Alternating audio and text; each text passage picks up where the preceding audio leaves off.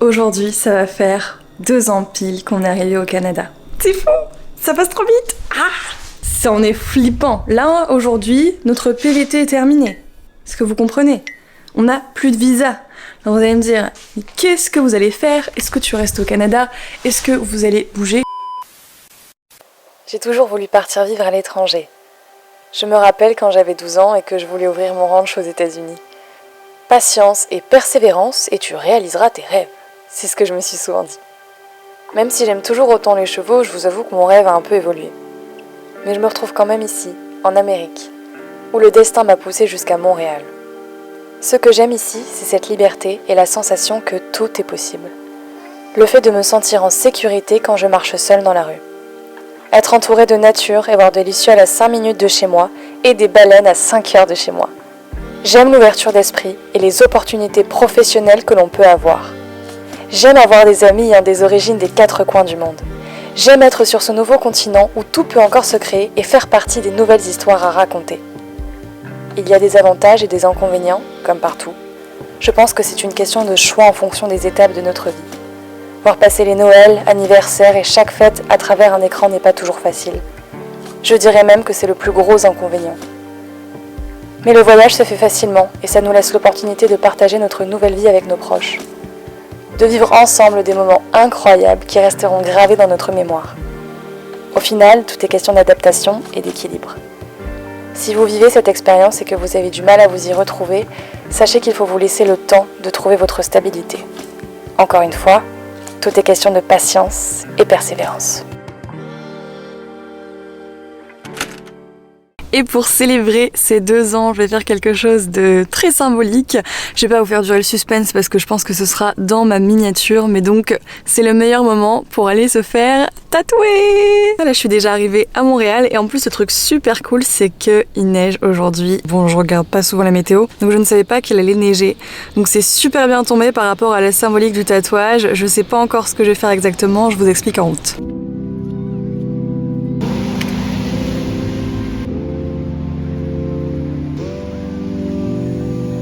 Je te dis ce que je fais. Je voulais un truc pas trop cliché, mais quand même pour souvenir de mon déménagement au Canada et à Montréal. Donc j'hésitais entre 2 choses, c'était soit un sapin, soit un flocon. Oh. Et en fait, vu qu'il neige aujourd'hui, c'est l'excuse la plus. Je vais faire un flocon. Voilà. Soit sur la cheville, soit sur l'intérieur du bras. Je sais pas encore parce que je veux que ce soit assez discret petit. Mais si je veux que ce soit fin en général, si tu veux faire un tatouage qui dure dans le temps, qui soit fin, ça va être un peu plus grand. Tu peux pas avoir le petit, le fin en même temps, c'est pas forcément possible. Donc je verrai s'il est un petit peu trop grand pour là, je le ferai sur la cheville pour que ce soit assez discret quand même. Bon. Et là, il est en train de faire quoi? Là, il est en train de le dessiner. Donc on a fait une première version de modèle inspiré d'internet, puis en gros je dis go, fais ce que tu veux. Pour voir un peu son propre style. Ouais, c'est ça, d'avoir un truc assez personnel quand même. Ouais, voilà. Donc la surprise.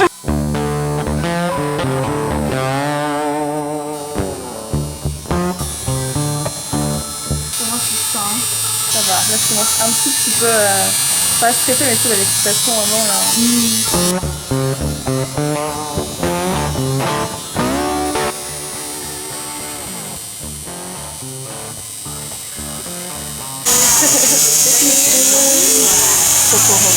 Trop avec tous les détails et tout, là. C'est fou, je me rappelle vraiment de quand on est arrivé, qu'on s'est dit à 2 ans, on est large, de toutes les premières découvertes, des premières visites, des premiers pas, de l'odeur, je sais pas, du ressenti qu'on a eu au tout début. C'est comme si c'était à la fois il y a 10 ans, et j'ai aussi l'impression qu'à la fois c'était hier quoi. C'est fou à quel point ça passe vite si vous venez en PVT, mais profitez de chaque instant. Faites attention aussi en fonction de vos objectifs pour l'après. Nous, notre objectif, ça a très vite été de rester. On savait que c'était assez compliqué pour avoir la résidence permanente parce qu'il fallait travailler pendant 2 ans d'affilée pour cumuler assez de mois de travail pour faire la demande, mais attention, dans un emploi qualifié. Et ça, on n'a pas fait attention à ce détail parce que, à savoir que on arrivait en PVT, 2 jours après, on a démarré notre travail et depuis, sauf depuis que je suis travailleur autonome pour moi, mais on a travaillé non-stop depuis le début de notre PVT.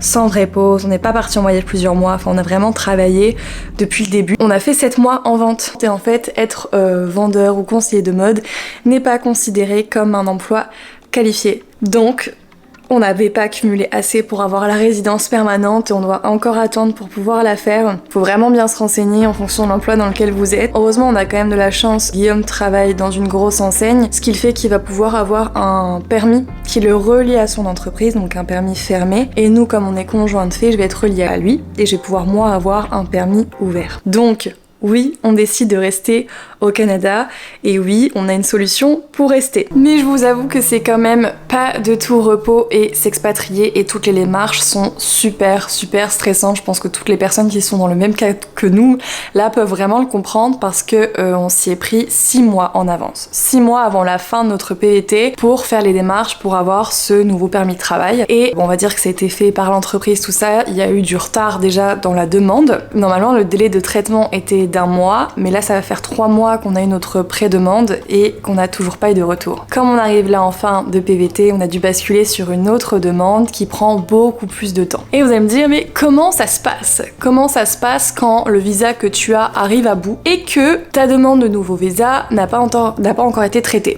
Donc ce qui fait que là on va être dans le pays à travailler sans visa. Et bien dans ce cas-là, on est dans ce qui s'appelle un statut implicite. C'est-à-dire qu'on peut rester dans le pays, on peut continuer à travailler comme ce qu'on était en train de faire là, mais la chose c'est qu'on ne peut plus sortir du pays. Si c'était que pour quelques semaines ou avec une idée de délai, franchement ça irait. Mais là on sait qu'on part dans un délai qui peut être encore une fois de plusieurs mois en moyenne. Après voilà, c'est tout, c'est le jeu, on a voulu changer de pays, ça se fait pas forcément toujours facilement. On a hâte de pouvoir demander la résidence et la citoyenneté pour être tranquille avec ça. Et sinon les projets pour la suite, on continue sur la même voie, on continue de se découvrir, d'évoluer, de découvrir aussi ce pays parce que pour l'instant on a visité que le Québec et un tout petit peu l'Ontario et on a envie de continuer vraiment à l'explorer, on a très envie de voir l'Ouest. C'est tellement vaste, il y a tellement de choses à voir que franchement on va continuer à apprendre et on verra comment ça évolue. De toute façon vous verrez cette évolution en même temps que nous, je vous la partage, je vous partage cette aventure depuis qu'on est arrivé ici. Si vous venez d'arriver au Canada ou si vous voulez immigrer au Canada, vous pouvez regarder sur ma chaîne, j'ai plein de vidéos qui expliquent les démarches, l'arrivée, les débuts, comment trouver un appartement, une voiture, enfin je pense que j'ai vraiment exploré pas mal de thèmes sur ce sujet et je vous remercie vraiment aussi pour vos messages parce que j'en ai beaucoup reçu et c'est vrai que je pense qu'on n'est pas encore parlé en vidéo. Et merci beaucoup pour toutes les personnes justement qui m'ont contacté en disant que vous appréciez mes vidéos, qu'elles vous ont été utiles. Ça me fait trop plaisir de savoir que j'ai pu aider les gens, tout simplement. C'est vrai que moi je parle juste à une caméra donc j'ai du mal à me rendre compte parfois qu'il y a des gens, des vraies personnes derrière et c'est vrai que le fait de pouvoir échanger avec vous, de pouvoir échanger sur nos expériences c'est super cool, c'est super enrichissant et c'est aussi pour ça que j'ai démarré YouTube donc je suis trop contente par rapport à ça. Si vous êtes dans les démarches en ce moment, ne vous découragez pas, on est tous dans la même merde.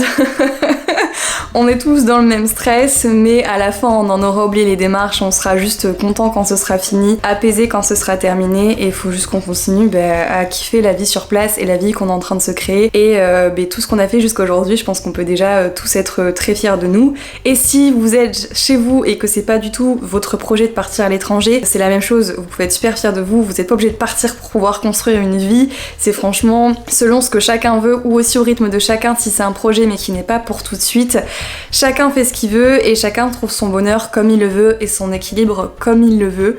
Je sais plus comment conclure cette vidéo, j'ai l'impression que je me suis enfoncée. Enfin bref, je pense que vous avez compris globalement ce que je voulais dire et je vous dis à très bientôt dans une prochaine vidéo. Bye!